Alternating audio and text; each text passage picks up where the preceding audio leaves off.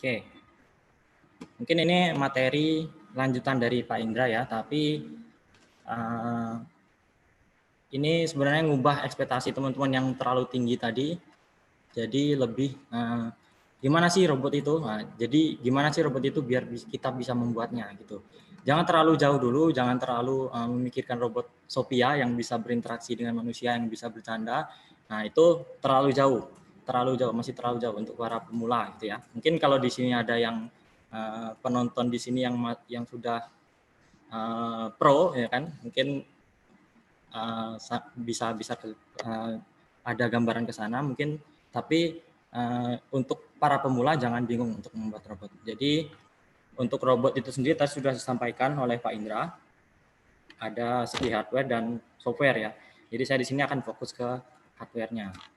Oke, nah ini tadi sudah disampaikan sedikit ya sama Pak Indra tentang robot itu bisa dianalogikan sebagai manusia. Jadi robot manusia, kalau di manusia kita punya panca indera, ya kan? Ada mata, ada telinga, ada hidung, dan lain-lain. Nah, terus di robot itu juga robot itu punya sensor.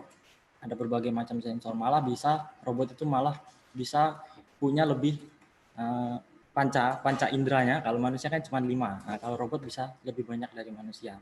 Ada sensor jarak, sensor cahaya, sensor suara, dan lain-lain nanti akan kita bahas selanjutnya. Kemudian ada kalau di manusia kita punya otot, ya kan, penggerak dari anggota tubuh kita. Di robot kita punya aktuator. Nah, aktuator ini nanti juga akan kita bahas. Kemudian satu yang paling penting ini adalah otak manusia, ya kan, otak manusia untuk berpikir. Nah, di robot juga bisa berpikir. Nah, robot juga bisa memiliki otaknya sendiri, yaitu microcontroller. Ini nanti sebenarnya akan kita program, ya kan, kita sesuaikan dengan apa yang kita mau, gitu. Oke. Nah, ini sebenarnya ini gambaran dari sensor-sensor yang ada ya. Belum semua, tapi ini sudah cukup mewakili banyak.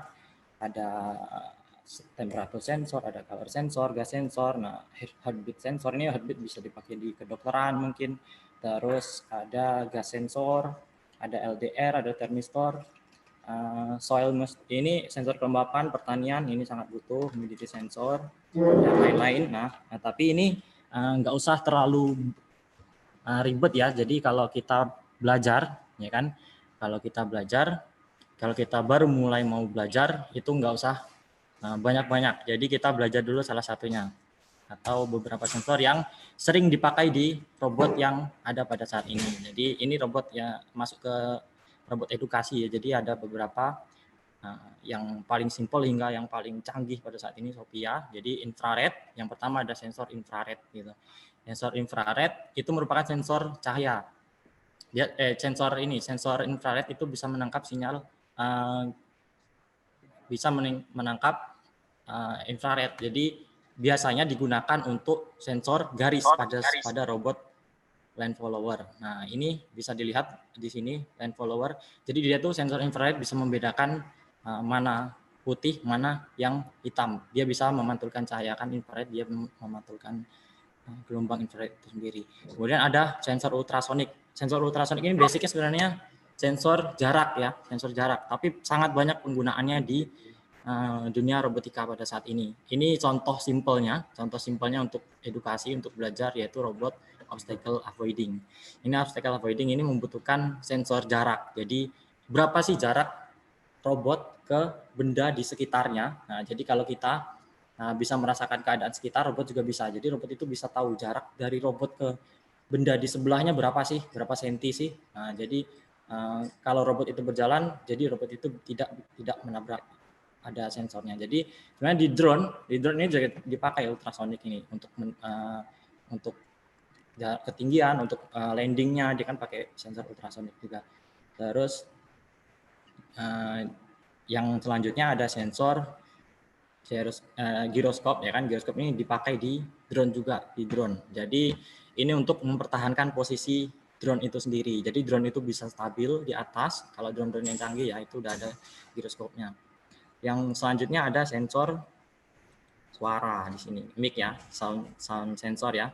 Ini kalau ini bisa mendeteksi suara yang kita berikan gitu. Dia bisa mengenerate suara itu, bisa disimpan, bisa diolah.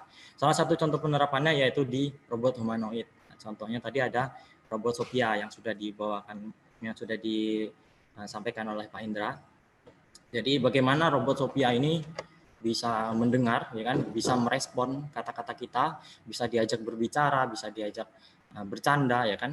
Yang pasti yang pertama dia harus punya telinga dulu. Kalau kita kan, kita harus bisa mendengarkan dulu. Nah, si Sophia ini juga bisa mendengarkan lewat sensor. Nah, jadi itu tadi si sensor itu pada robot dia tugasnya yaitu untuk panca indera itu pada robot itu sendiri.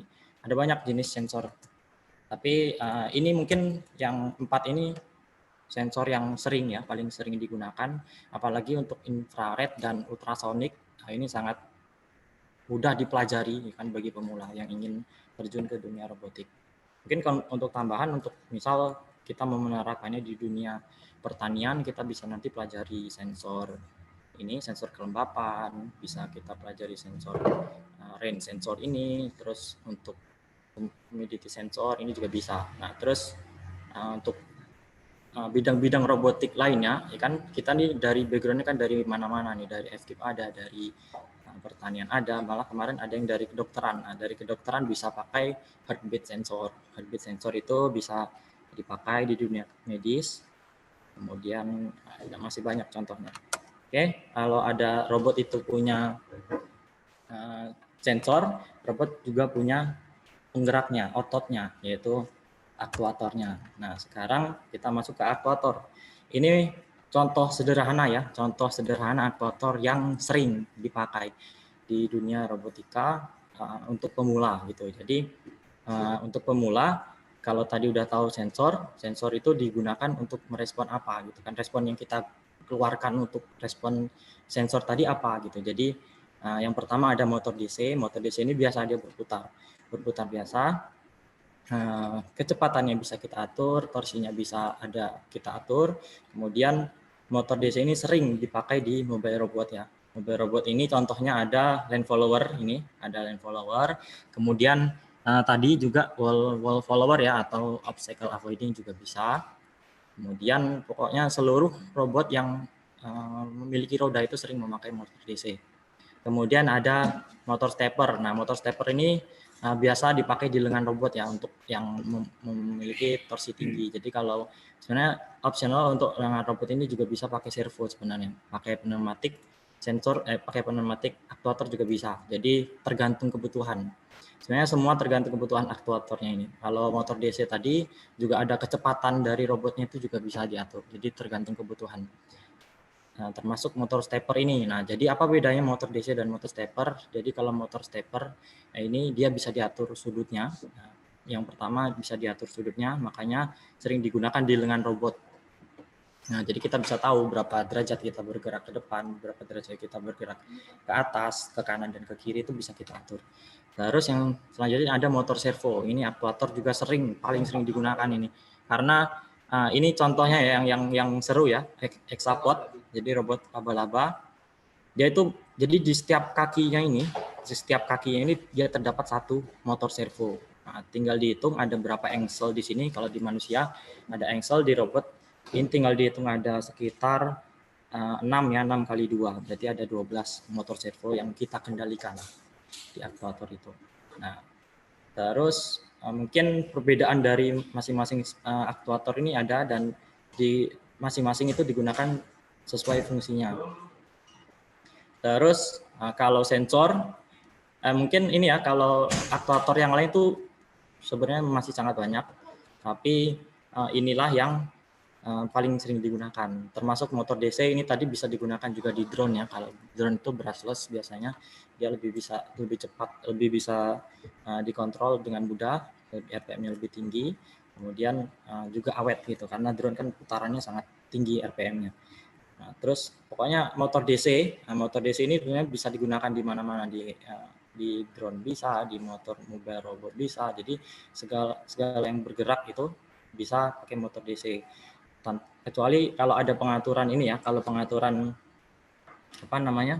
sudut. Nah, kalau pengaturan sudut itu biasanya pakai motor stepper untuk lengan robot. Jadi bisa kita atur lengan robotnya. Nah, sekarang kita udah tahu sensor dan aktuator. Mungkin udah ada gambaran nih. Kita mau apa sih di dunia robotika tadi kan sudah banyak tuh ada contoh-contohnya yang sudah dijelaskan oleh Pak Indra tadi.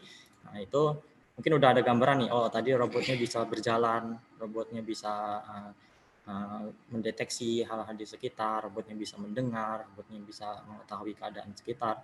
Nah, ini mungkin sudah ada gambaran. Jadi inilah penggerak-penggerak dari robot-robot itu sendiri. Ada motor servo, ada motor stepper, ada motor DC sesuai dengan penggunaan. Nah, kemudian otaknya. Nah, otaknya apa sih? Nah, ini sebenarnya core-nya ya. Jadi kalau kita tahu sensor, tahu aktuator, gimana sih cara menggerakkannya? Nah, gitu. Nah, jadi kalau microcontroller pada robotika itu sebenarnya paling simpel pakai Arduino. Paling simpel untuk belajar itu pakai Arduino saya sarankan.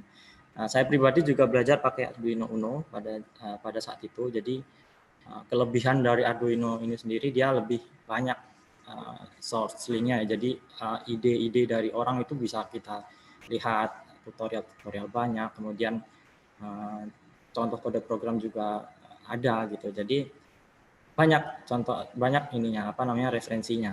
Terus yang kedua ada Node MCU. Nah, ini untuk penggunaan lebih lanjut, misal untuk Internet of Things. Jadi kalau untuk IoT, modul Node MCU ini bisa digunakan untuk mengirim data ke internet. Ini terdapat WiFi, udah include WiFi di sini untuk Node MCU. Ini juga modul yang terbaru yang terbaru ya, yang ESP32 itu juga sudah include Bluetooth. Jadi sudah double, ada WiFi-nya, ada Bluetooth-nya. Jadi itu tadi Arduino untuk controller yang standar ya, yang biasa. Node MCU bisa dikirim ke internet untuk IoT. Kemudian ada Raspberry Pi untuk yang lebih lanjut lagi. Nah, ini Raspberry Pi ini sebenarnya kalau belajar jangan dulu lah pakai Raspberry Pi, saran saya. Karena ini loh untuk penggunaan juga tidak terlalu ini dibutuhkan untuk belajar ya, kecuali kalau memang mau main di tema-tema yang robotik yang lebih lanjut gitu, misal mau bikin pengolahan citra gitu kan, mau mendeteksi apa lewat kamera, itu butuh proses yang sangat berat gitu bagi microcontroller. Makanya harus pakai Raspberry Pi. Ini mini komputer sebenarnya, komputer yang versi mininya. Nah, jadi apa sih microcontroller itu sebenarnya? Ya, kendali pada robot tadi ada sensor, ada aktuator. Sensor tadi tugasnya cuma untuk untuk alat pembacanya ya. Jadi microcontroller ini, sensor itu kita membaca apa sih? Nah, data yang kita baca tadi mau kita apakan sih? Nah, gitu. Jadi kalau misal saya ambil contoh itu ada sensor ping tadi ya. Sensor ping itu sensor jarak. Nah, sensor jarak ini mau diapakan? Kita sudah tahu, kita sudah baca microcontrollernya lewat microcontroller. Jadi kita sudah tahu jaraknya. Oh, jarak dari robot ke dinding misal sekian. Nah, mau kita apakan? Nah, ini kita kendalikan di microcontroller. Nah, tadi kita juga sudah kita tahu jaraknya berapa, kita kendalikan lewat si aktuator ini tadi. Jadi kita sudah tahu sensornya, kita sudah dapat data sensor.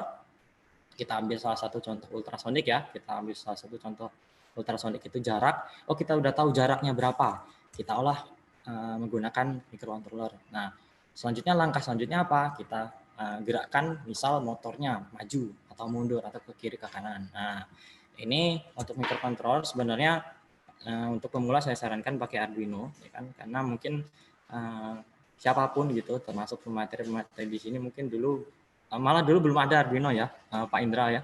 Dulu masih pakai microcontroller yang kode programnya sangat sulit. Jadi sekarang ini kita sebenarnya sudah sangat dimudahkan gitu pakai Arduino ini. Karena jangan lihat dulu, jangan diremehkan. Jadi Arduino gampang kan, Arduino gampang. Buktinya banyak juga pengalaman saya kan dari beberapa mahasiswa yang saya kenal gitu, meremehkan Arduino. Jadi Arduino gampang waktu skripsi, nggak bisa apa-apa. Jadi sebenarnya Arduino ini tugasnya itu sangat mudah, dikasih tugas dioperasikan itu sangat mudah. Tapi ya kita harus belajar gitu, kita harus terjun gitu. kita nggak bisa ngomong Arduino ini mudah, Arduino ini nggak ini kan nggak terlalu sulit. Tapi kalau kita belum pernah nyoba, saya jamin nggak akan bisa. Pasti ada problem-problem di Arduino itu sendiri. Bisa kita salah program, bisa kita salah menggunakan pin-pin digitalnya atau analognya. Nah, itu untuk yang sudah tahu Arduino ya. Mungkin yang belum tahu Arduino tadi mungkin bisa jangan mindset di awalnya jangan dibikin kalau Arduino itu mudah. Walaupun jangan dibikin kalau Arduino itu sederhana gitu. Jadi kalau Arduino itu ya benar sederhana, tapi harus kita pelajari juga kalau mau ahli di bidang robotik gitu. Kecuali kalau kita emang mau langsung pakai Raspberry Pi ya kan. Kalau Raspberry Pi mungkin lebih sulit lagi mempelajarinya gitu. Terus ini ada Arduino pinout ya. Ini harus kita pahami dari segi hardware. Jadi Arduino ini sebenarnya intinya cuman dia membaca dan mengeluarkan tegangan. Nah, kalau teman-teman baca di Google Arduino adalah ya kan, nah, Arduino itu pasti microcontroller bla bla bla bla bla bla. Pasti yang malas baca udah nggak mau lagi baca kan, udah langsung nggak jadi belajar. Jadi sebenarnya Arduino ini gampang, dia cuma membaca dan mengeluarkan tegangan. Nah, itu versi saya. Jadi sensor itu keluarannya juga tegangan. Sensor itu mengeluarkan tegangan. Jadi gelombang-gelombang yang dihasilkan sensor itu dibaca oleh Arduino melalui biasanya pin analog ya. Jadi pin analog ini dia bisa mendeteksi sinyal yang linear. Terus kalau aktuator itu biasanya menggunakan pin output. Jadi ada pin input, ada pin output sebenarnya yang utama di sini. Ada pin input, ada pin output di Arduino ini, digital I/O pin. Nah, ini adalah pin digital, yang bagian ini adalah pin analog. Nah, ini bagian pin analog ini dia bisa membaca sensor yang nilainya itu linear gitu. Kalau yang digital dia bisa menggerakkan aktuator tadi. Jadi misal kalau mungkin teman-teman di sini masa kecilnya dulu pernah main Tamiya ya kan. Nah, kalau yang belum tahu main Tamiya itu kan ada motornya tuh. Kalau kita dulu nyebutnya dinamo kan. Nah, itu motor DC itu. Jadi motor DC itu kan kalau berputar kalau kita kasih tegangan. Nah, itu juga bisa kita kontrol gitu. Kalau Tamiya dulu kita hidupkan jalan aja dia. Udah muter nggak bisa kita kendalikan. Misal kalau kita kendalikan pakai Arduino, nah tadi si motor tadi kita kendalikan pakai pin-pin di Arduino ini. Nah, tapi nanti ada cara-caranya gitu, nggak asal ngasih tegangan dan membaca tegangan. Nanti mungkin untuk mempelajari ini itu harus wajib juga mempelajari kode program. Nah, nanti mungkin untuk kode program akan dijelaskan oleh Bapak Mario ya selanjutnya, itu lebih intens lagi. Jadi kalau dari segi hardware kita harus tahu di sini dengan dicatat kalau perlu ya, kita harus tahu di sini ada pin digital ya kan, pin digital output. Nah, ini ada 13 pin, kalau di Arduino ada 13 pin, ini semua digital. Nah, bedanya di sini ada bedanya sebenarnya di pin digital ini. Ada yang digital PWM ini mungkin kalau yang bukan elektro susah memahaminya, tapi intinya kalau PWM ini dia bisa mengendalikannya. Kalau tegangan Arduino itu biasanya kalau digital kan 01 ya, digital kan 01. Kalau nggak 0 ya 1. Nah, digital PWM itu bisa kita atur dari rentangnya 0 sampai 255, biasanya 10 bit. Jadi apa sih 0 sampai 255 PWM itu? Jadi dari tegangan 0 sampai 5 volt itu kita bisa atur 1 volt, 2 volt, 3 volt dan seterusnya. Itu bisa kita kendalikan nanti di misal kecepatan motor, kan kecepatan motor seberapa robot itu bergerak, seberapa cepat servo itu berputar, itu kita bisa kendalikan lewat pin PWM. Terus mungkin tadi di robot ini ya, robot di pertanian. Nah, itu sangat banyak, robot itu bisa berjalan dengan kecepatan sekian, itu dikendalikan pakai Arduino ini. Jadi pin PWM ini sebenarnya untuk mengendalikan keluaran analog sebenarnya, keluaran analog dengan syarat kita ada kode programnya nanti. Terus analog pin. Nah, ini dua ini sebenarnya, pin input digital, pin digital input output dan pin analog. Ini biasanya hanya untuk input ya, untuk masukkan sensor tadi. Untuk masukkan sensor. Jadi untuk lain-lainnya ini untuk serial programmer ini untuk pemula saya rasa nggak perlu. Saya dulu juga nggak belajar ini waktu awal-awal. Tapi seiring berjalannya waktu itu tahu ini untuk apa gitu, ini untuk apa, TRX untuk apa, SDSL untuk apa. Tapi yang perlu diingat di sini ada pin digital input output dan pin analog untuk membaca sensor gitu. Nanti kode program akan di materi selanjutnya. Oke. Jika ada aktuator, sensor aktuator dan mikrokontroler, ada komponen pendukung juga. Jadi nggak bisa mata kita berjalan sendiri, mata kita gerak sendiri kan, kaki kita berjalan sendiri. Jadi robot juga begitu. Robot juga butuh komponen-komponen pendukung. Nah ini simple, sederhana. Tapi nanti kalau udah terjun bingung, oh robot ini frame-nya dari mana kita dapat, kabelnya dari mana, itu jumper itu seperti apa kan, kabel-kabel jumper untuk menghubungkan itu seperti apa, sasis robot itu gimana membuatnya. Malah ada yang zaman dulu kan karena sasis nggak tahu sasis itu bisa dibeli, bisa di ini, ada yang bikin sendiri kan, jadi lebih ribet, lebih mahal. Ternyata sasis itu kalau kita kurang pengetahuan bisa dibeli tanpa harus repot-repot untuk pemula. Terus untuk selanjutnya ada baterai ya. Baterai ini juga lumayan membingungkan bagi pemula. Jadi banyak pertanyaan ke saya itu selama masa kuliah itu gimana baterainya pakai apa gitu, powernya pakai apa. Nah jadi kalau kita main Arduino itu kan kita udah pakai ini ya USB ya, kita pakai USB. Jadi selama kita memprogram itu ada USB yang menyambung ke mikrokontroler. Jadi otomatis dayanya dari tegangannya dari situ dapat tegangannya. Jadi kalau udah alat itu kita lepas dari komputer, misalnya akan kita letakkan di suatu tempat, nah udah mulai bingung, ini dayanya pakai apa. Nah baterai ini juga sebenarnya perlu dipelajari, itu bisa dibaca.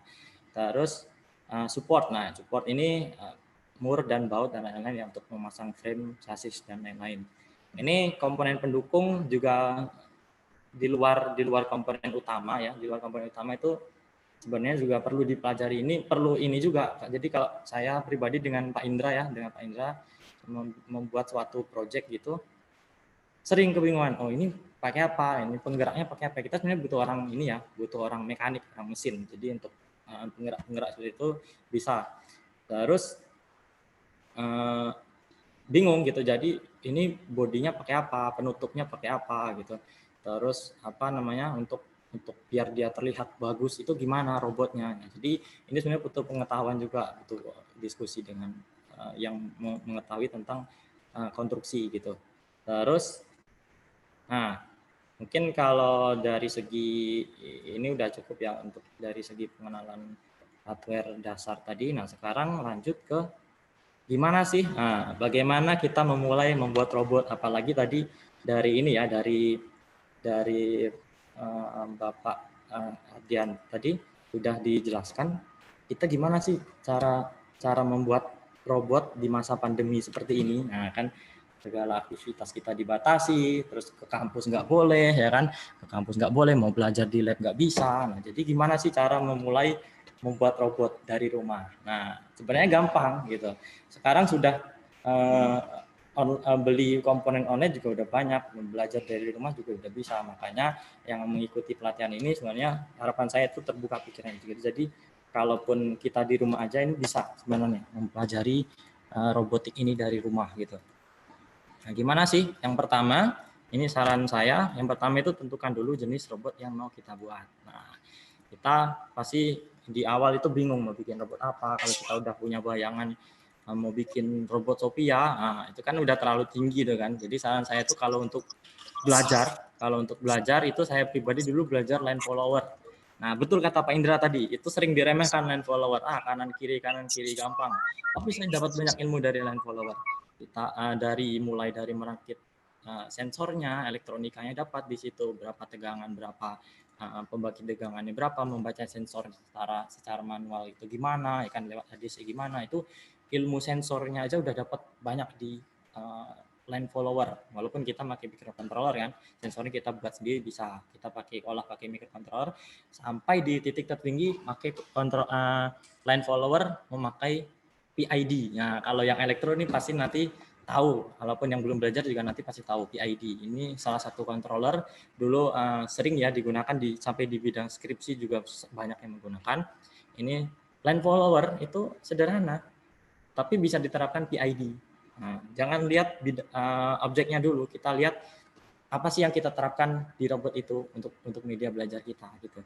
Terus dari line follower juga kita bisa tahu bagaimana membaca sensor, bagaimana menggerakkan roda kanan kiri. Itu kan kalau yang orang awam mungkin nggak tahu gimana sih robot itu bisa belok ke kanan, gimana bisa robot belok ke kiri, gimana sih robot itu bisa membaca sensor di di sana. Nah, terus mungkin itu ya, satu, tentukan jenis robot dulu. Jadi ada di sini ada lengan robot. Nah, lengan robot ini juga bisa sih untuk pemula, tapi mungkin sebatas menggerakkan secara manual. Mungkin nanti akan dijelaskan oleh Mario juga untuk lengan robot ini, untuk dasar lengan robot. Kemudian ada wall follower di sini, wall follower atau obstacle avoiding. Kemudian ada X-Support. Ini contoh-contoh robot yang sudah tersedia banyak tutorialnya. Saran saya 3 ini bisa, dan satu lagi line follower gitu.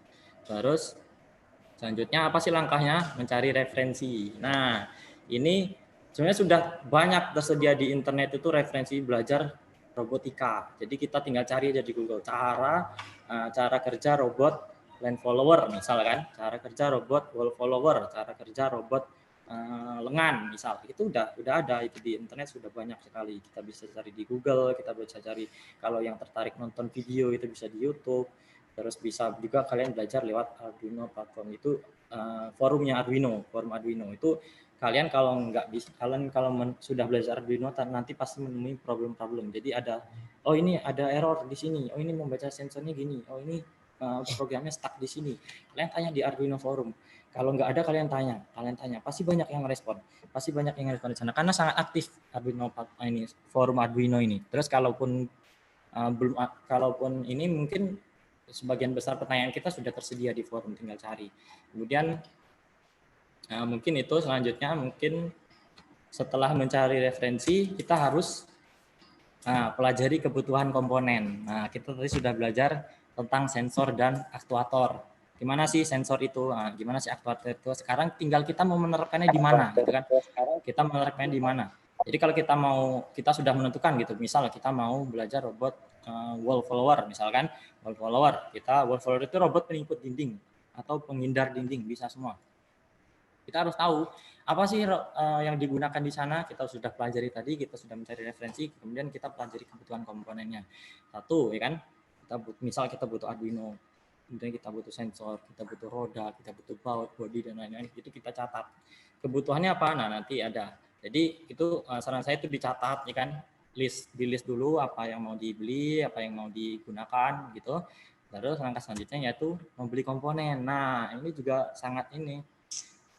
Pengalaman saya ini banyak yang nitip beli komponen. Nah, jadi kalau anak elektro nanti pasti yang untuk yang mahasiswa baru atau yang sudah semester 3 atau 4 itu pasti nanti mengalami beli komponen nitip untuk menghemat ongkir. Jadi ini ada tipsnya sih, tips pribadi dari saya membeli komponen itu. Yang pertama, satu, pahami dulu spesifikasi komponen yang akan dibeli. Misal tadi motor, ya kan? Motor ini kecepatannya berapa sih? Kita mau menggunakan mobile robot yang ngebut atau yang membutuhkan torsi tinggi atau yang apa, kan itu kita ada spesifikasinya, RPM-nya berapa, terus torsinya berapa.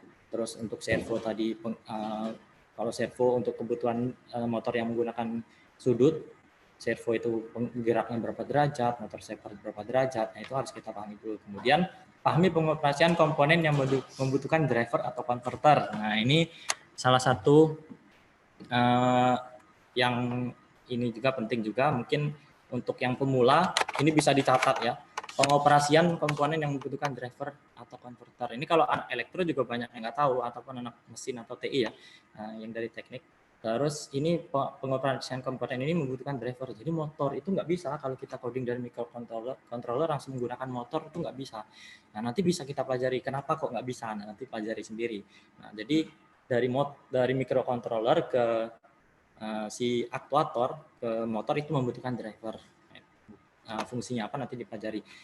Dan kemudian ada converter juga. Nah, converter ini biasanya di LCD ya.